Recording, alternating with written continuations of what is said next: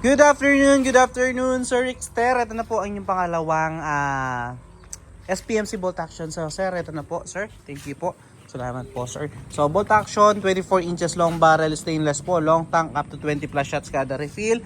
Napakaganda rin po na silencer, napakalaki at napakatahimik po. Then, ayan, yung overall look niya. So, salamat po, Sir Rickster. So, syempre, bago natin padala yan, i-test po muna natin, grouping test natin, sir, no? Ayun po yung ating steel plate.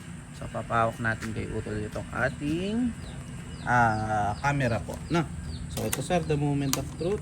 So, gamit natin pala pellets dito, Astro 18 pellets naman po, no? First shot po tayo, Astro 18. Second shot. Third shot. Fourth shot, napagandang tumama po.